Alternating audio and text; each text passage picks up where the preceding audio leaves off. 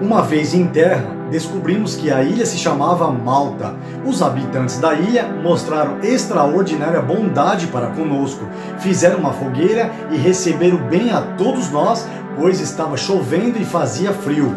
Paulo juntou um monte de gravetos. Quando os colocava no fogo, uma víbora, fugindo do calor, prendeu-se à sua mão.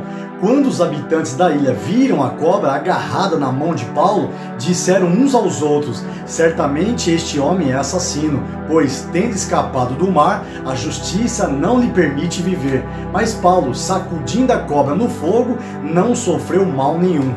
Eles, porém, esperavam que ele começasse a inchar ou que caísse morto de repente, mas tendo esperado muito tempo e vendo que nada de estranho lhe sucedia, mudaram de ideia e passaram a dizer que ele era um deus. Próximo dali havia uma propriedade pertencente a Públio, o homem principal da ilha. Ele nos convidou a ficar em sua casa e por 3 dias bondosamente nos recebeu e nos hospedou.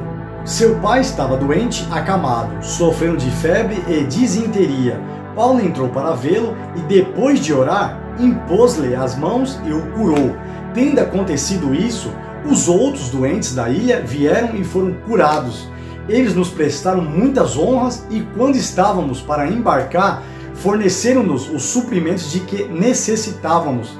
Passados 3 meses, embarcamos num navio que tinha passado o inverno na ilha. Era um navio alexandrino que tinha por emblema os deuses gêmeos Castor e Pólux. Aportando em Siracusa, ficamos ali 3 dias. Dali partimos e chegamos a Régio. No dia seguinte, soprando o vento sul, prosseguimos, chegando a Puteoli no 2º dia. Ali encontramos alguns irmãos que nos convidaram a passar uma semana com eles e depois fomos para Roma. Os irmãos dali tinham ouvido falar que estávamos chegando e vieram até a praça de Ápio e as 3 Vendas para nos encontrar. Vendo-os, Paulo deu graças a Deus e sentiu-se encorajado. Quando chegamos a Roma, Paulo recebeu permissão para morar por conta própria, sob a custódia de um soldado. 3 dias depois, ele convocou os líderes dos judeus. Quando estes se reuniram, Paulo lhes disse: meus irmãos, embora eu não tenha feito nada contra o nosso povo, nem contra os costumes dos nossos antepassados, fui preso em Jerusalém e entregue aos romanos. Eles me interrogaram e queriam me soltar, porque eu não era culpado de crime algum que merecesse pena de morte.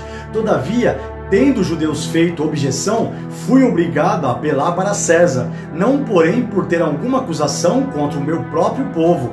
Por essa razão, pedi para vê-los e conversar com vocês. Por causa da esperança de Israel é que estou preso com estas algemas. Eles responderam: não recebemos nenhuma carta da Judéia a seu respeito, e nenhum dos irmãos que vieram de lá relatou ou disse qualquer coisa de mal contra você. Todavia, queremos ouvir de sua parte o que você pensa, pois sabemos que por todo lugar há gente falando contra esta seita. Assim combinaram encontrar-se com Paulo em dia determinado, indo em grupo ainda mais numeroso ao lugar onde ele estava.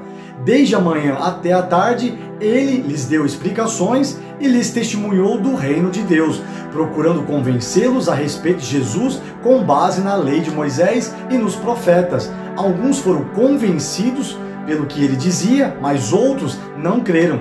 Discordaram entre si mesmos e começaram a ir embora, depois de Paulo ter feito esta declaração final: bem que o Espírito Santo falou aos seus antepassados, por meio do profeta Isaías. Vá a este povo e diga: ainda que estejam sempre ouvindo, vocês nunca entenderão. Ainda que estejam sempre vendo, jamais perceberão. Pois o coração deste povo se tornou insensível. De má vontade, ouviram com os ouvidos e fecharam os olhos. Se assim não fosse, poderiam ver com os olhos, ouvir com os ouvidos, entender com o coração e converter-se, e eu os curaria.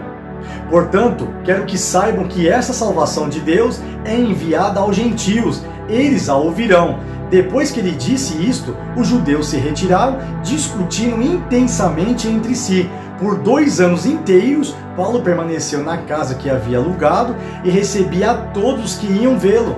pregava o reino de Deus e ensinava a respeito do Senhor Jesus Cristo abertamente, sem impedimento algum.